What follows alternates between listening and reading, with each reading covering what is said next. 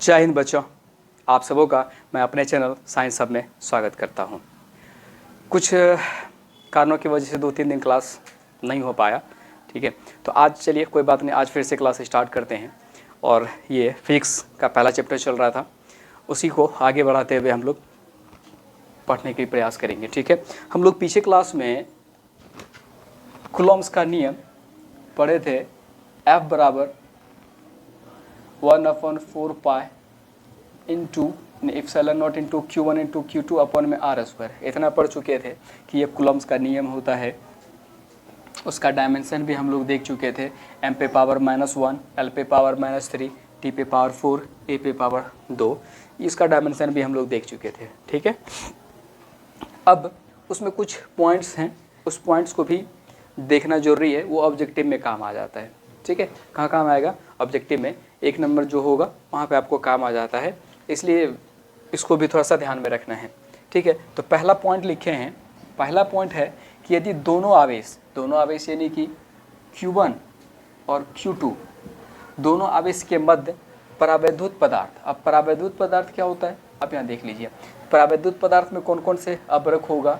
कांच हो सकता है, तेल हो सकता है, कागज हो सकता है, इन सब में से कोई भी हो, ठीक है। इन सब में से कोई भी हो तो उनको अगर रख देंगे इन दोनों के बीच में, तो रखने के बाद जो बल लगेगा तो उसका फॉर्मूला होता है F बराबर, इसका फॉर्मूला होता है F बराबर 1/4 पाई एप्सिलॉन नॉट इंटू में K, क्योंकि परावैद्युत पदार्थ को K से सूचित करते हैं या परावैद्युतांक को K से सूचित करते हैं, तो K क्या होगा? भाग लगेगा, बाकी जो आपका कूलॉम्स का नियम F था सब कुछ सेम रहेगा, ठीक है। तो क्या हो जाएगा? 1/4 pi epsilon not into K into में Q1 इंटू Q2 अपॉन में R स्क्वायर। जहाँ K क्या है, जहाँ आपका K क्या है? K है आपका ये जो माध्यम होगा, ये जो आपका माध्यम होगा, यहाँ पे देख लीजिएगा, माध्यम का परावैद्युतांक है, ठीक है। माध्यम का क्या है? परावैद्युतांक है। तो ये भी याद रखिएगा कि परावैद्युतांक को किससे सूचित करते हैं? तो K से सूचित करते हैं। परावैद्युतांक को किससे सूचित करते हैं? K से सूचित करते हैं, ठीक है। उसके बाद KE यानी ये दिख रहा होगा K इंटू एप्सिलॉन नॉट। अगर K इंटू एप्सिलॉन नॉट के जगह पे हम एप्सिलॉन रखें सीधा, ठीक है। एप्सिलॉन नॉट इंटू K की जगह पर अगर एप्सिलॉन रखें, एप्सिलॉन क्या है? माध्यम की वैद्युतशीलता, जो भी मीडियम होगा उसकी वैद्युतशीलता है। तो इसमें देख लीजिए एप्सिलॉन नॉट इंटू K के जगह पे क्या रखना है? एप्सिलॉन। तो F बराबर क्या हो जाएगा? 1/4 pi epsilon into Q1 into Q2 upon में R स्क्वायर, ठीक है। तो क्या हो जाएगा? ये हो जाएगा 1/4 pi epsilon into Q1 into Q2 upon में R स्क्वायर। अब देखिए नोट लिखे हैं, अब नोट में देखिए क्या है, कहता है कि यदि दो आवेशों के मध्य, दो आवेश यानी Q1 और Q2, ठीक है, दो आवेश कौन है? Q1 इंटू Q2, तो उनके मध्य में अगर K परावैद्युतांक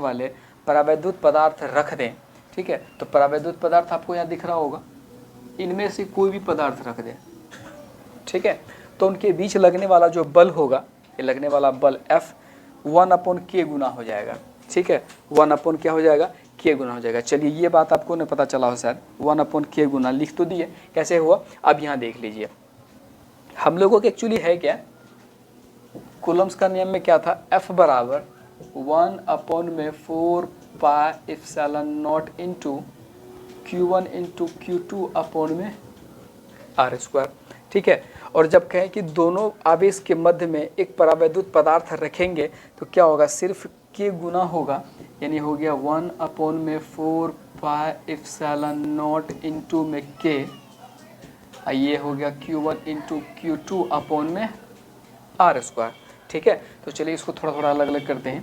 तो ये 1/K लिख सकते हैं, 1/K into 1/4 pi epsilon not into Q1 into Q2 upon में R स्क्वायर, ठीक है। तो हम सबको यानी कि आपको भी पता होगा कि इतना बराबर F होता है, इसका मतलब है कि देखिए F बराबर क्या है कि लिखे ना कि 1/k गुना रह जाएगा, तो लगने वाला बल क्या होगा देख लीजिए 1/k गुना है, 1/k गुना हो गया। तो यही चीज़ लिखे हैं कि यदि दो आवेश के मध्य k परावैद्युतांक वाला पदार्थ अगर रखेंगे तो उनके बीच लगने वाला बल क्या हो जाएगा 1/k गुना। ये आपको ऑब्जेक्टिव में काम आएगा, ठीक है, ये आपको ऑब्जेक्टिव में काम आ जाएगा, ठीक है।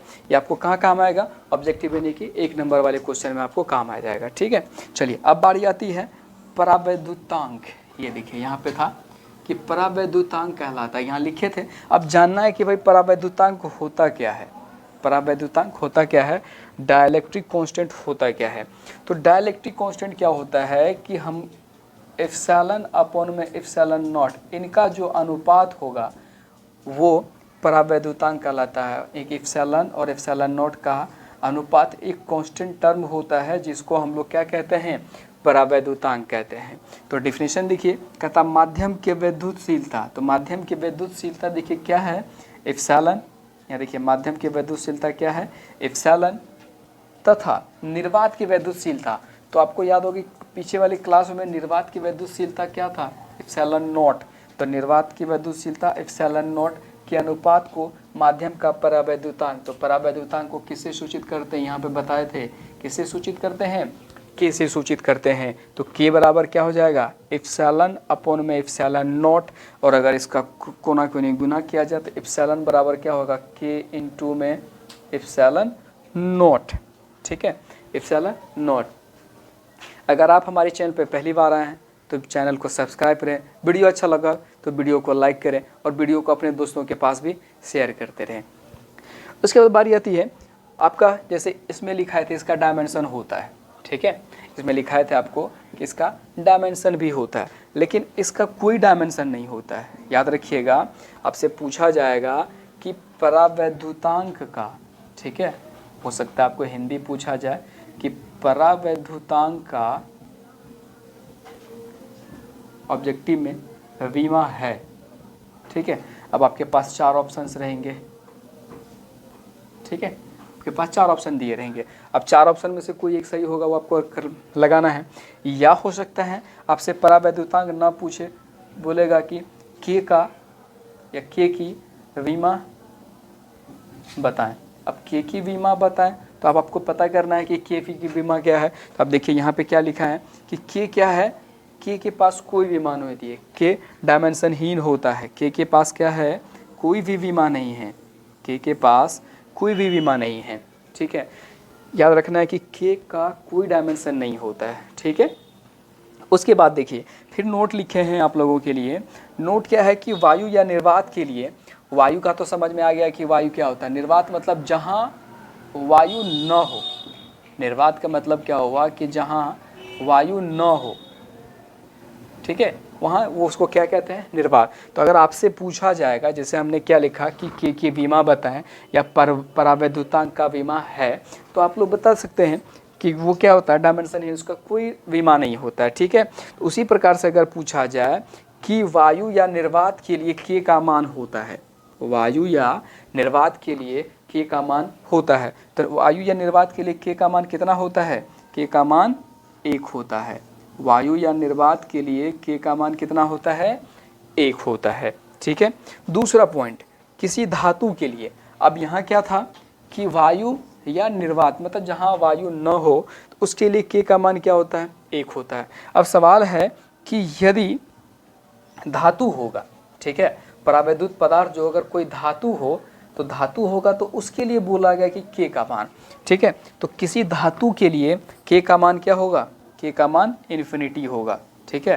कोई अगर धातु होगा उसके लिए के का मान क्या होगा, इन्फिनिटी होगा, के का मान क्या होगा, इन्फिनिटी होगा, ठीक है। फिर से पढ़ते हैं, किसी धातु के लिए के यानी कि परावैद्युतांक का मान क्या होगा, इन्फिनिटी होगा, ठीक है। अब तीसरा पॉइंट कहता है कि परावैद्युत पदार्थ, ठीक है। अब परावैद्युत पदार्थ यानी कुचालक पदार्थ, अब इसमें से देख लीजिए परावैद्युत पदार्थ यहाँ दिख रहा होगा, अभ्रक, कांच, तेल, कागज आदि। तो जो कुचालक पदार्थ होंगे उस कुचालक पदार्थ का के का मान क्या होता है, कुचालक पदार्थ के लिए प्रावैद्युत पदार्थ में भी क्या होना चाहिए, कुचालक पदार्थ। तो कुचालक पदार्थ क्या होगा, जो भी कुचालक पदार्थ होंगे उनका के का मान कितना होगा, के इज ग्रेटर देन 1, के का मान क्या होगा, 1 से बड़ा होगा, के का मान क्या होगा, 1 से बड़ा होगा। ठीक है, आई होप कि इतना बात आप लोगों को समझ में आया होगा। ठीक है, मैं स्टार्ट हो जाता हूँ, आप लोग या तो स्क्रीनशॉट ले लीजिए, वीडियो रोक करके आप लोग इसको लिख सकते हैं। ठीक है,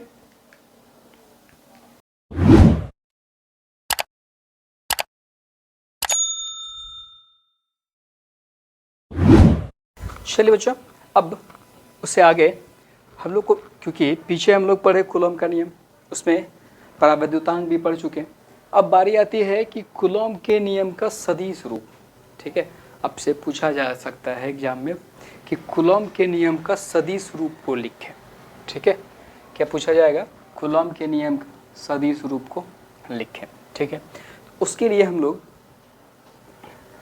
क्योंकि 3 dimensional X Y Z 3 dimensional एक प्लेन लिए हैं, जिसमें आपको चार्ज Q1 एवं Q2 दिया गया है, और उस पर जो फोर्स लग रहा है Q1 पे F12 और Q2 पे वेक्टर F21, और इनके बीच की दूरी क्या है R1, और इनके बीच की दूरी ये है ओरिजिन मूल बिंदु से Q2 के बीच की दूरी क्या है, वेक्टर R2। ठीक है, चलिए लिखा गया कि माना 2 स्थिर बिंदु आवेश Q1,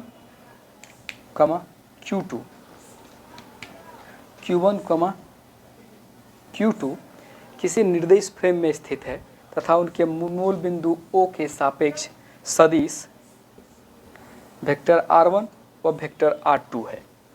ठीक है, ये Q1 और Q2 है, तो इनका जो सापेक्ष सदिश होगा, सदिश क्या है, R1 एवं R2 है।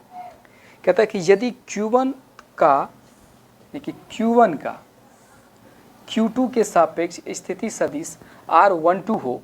ठीक है, बोला गया कि Q1 का Q2 के सापेक्ष स्थिति सदिश R12 व Q2 का Q1 के सापेक्ष स्थिति सदिश R21 हो। जब F21 होगा तो R21 भी होगा, R21 हो तो वेक्टर R12 बराबर R2 माइनस R1। ठीक है, 1 2 होगा तो उल्टा याद रखिएगा, 2 में से 1 घटाना है, R2 माइनस R1, और R21 का होगा तो उल्टा याद रखना है, 1 में से 2 यानी R1 माइनस R2। ठीक है, कहता है कि यदि वेक्टर R12 व R21 के अनुदिश एकांक सदिश, वो मैथ्स में भी है एकांक सदिश को आई कैप यानी कि ऊपर में टोपी लगा हुआ रहता है ऐसा। ठीक है, ये ऐसा सिंबल रहेगा। ठीक है, R12 व R कैप R21 है, तब कैप R12 बराबर हो जाएगा वेक्टर R12 अपोन में R12। ठीक है, अगर R कैप R12 कैप पूछा जाएगा तो वेक्टर R12 अपोन में R12, अगर R21 कैप पूछा जाएगा तो वेक्टर R21 अपोन में R2 होगा। ठीक है, जहाँ पे R12 और R21 क्या है, आपस में ये दोनों बराबर है। ठीक है, उसके बाद अब अगला है कि आवेश Q1 पर, ये जो दिख रहा है Q1 पर आवेश Q2 के कारण लगने वाला बल, तो बल का फॉर्मूला पीछे याद होगा, 1/4 pi epsilon not into Q1 into Q2 upon में R² है। ठीक है, अगर 1 2 लगाए हैं F12, तो यहाँ तो 1 2 लगा हुआ, यहाँ पे सिर्फ आपको 1 2 लगेगा, तो हो गया 1/4 पाई एप्सिलॉन नॉट इंटू में Q1 इंटू Q2 अपोन में R12 का होल स्क्वायर इंटू में, ये आपका एकांक सदिश जुड़ेगा, एकांक सदिश गुना होगा यानी कि R1 कैप। ठीक है, तो देखिए, और या इम्प्लाई दैट या हिंदी में जो कह लीजिए। ठीक है, अब देखिए यहाँ पे R कैप R1 कैप का मान क्या है, वेक्टर R1 अपोन में R12। ठीक है, R1 ये कैप का मान, R1 कैप का मान रख दिए। ठीक है, तो R12 स्क्वायर R1 गुना करेंगे तो R1 का क्यूब होगा, तो वेक्टर F12 बराबर 1/4 pi epsilon not into Q1 into Q2 अपन में R1 का क्यूब। अब देखिए R12 बराबर, यहाँ देखिए R12 बराबर क्या हम लोग को आया है, R12 बराबर आया R2 माइनस R1। तो अब यहाँ पे वेक्टर R12 बराबर R2 माइनस R1, ये हो गया इक्वेशन नंबर 1। इसी प्रकार हम F21 भी निकाल सकते हैं। F21 निकालेंगे तो यहाँ पे अगर 21 है तो यहाँ पे सिर्फ क्या होगा 1 माइनस 2, जो यहाँ पे जो कि हम यहाँ पे लिखे थे, अगर 21 होगा तो R1 माइनस 2 होगा, R1 माइनस 2 इक्वेशन नंबर 2। अब समीकरण 1 और 2 से, अब देखिए समीकरण 1 और 2 का तुलना कीजिए, ठीक है। समीकरण 1 में ध्यान से देखिए, F12, ठीक है, F12 बराबर लिखा हुआ आपको, ये देखिए ये दोनों में कॉमन है, तो इसको हम मान के चल रहे हैं कि नहीं, मान लीजिए ये कॉमन है तो इसको नहीं सोचिए, सिर्फ इसका देखिए। यहाँ है vector R2 minus vector R1 और F21 यानी कि वेक्टर F21 बराबर में क्या है, यहाँ पे छोड़ रहे हैं हम, यहाँ है वेक्टर R1 माइनस R2। अगर हम यहाँ पे माइनस कॉमन ले लें क्या हो जाएगा, R2 माइनस R1 होगा, जो कि इसके जैसा दिख रहा है। तो वही लिखें कि समीकरण 1 और समीकरण 2 से वेक्टर F12 बराबर, अब देख लीजिए इसमें अगर हम माइनस कॉमन ले लें तो ये सेम चीज़ F1 के जैसा दिख जाएगा, इसलिए लिखा गया है कि वेक्टर F1 बराबर माइनस वेक्टर F21, ठीक है। ये आपका हो गया प्रूफ, ठीक है। ये निष्कर्ष क्या हम लिखे हैं, निष्कर्ष लिखे हैं कि इस प्रकार कूलॉम के नियम न्यूटन के तृतीय नियम के तुल्य है। तो तृतीय नियम क्या कहता है कि क्रिया के विपरीत प्रतिक्रिया होती है, ठीक है, क्रिया के विपरीत प्रतिक्रिया होती है, ठीक है। तो ये देख लीजिए, अगर F12 है तो उसका नेगेटिव रिवर्स में आपको F21 निकल के आता है, ठीक है। आई होप कि आपको इतना बात समझ में आया होगा। अगर समझ में आया होगा तो वीडियो अगर अच्छा लग रहा होगा तो वीडियो को लाइक कर दें, चैनल सब्सक्राइब कर दें और वीडियो को अपने दोस्तों के पास भी शेयर करें।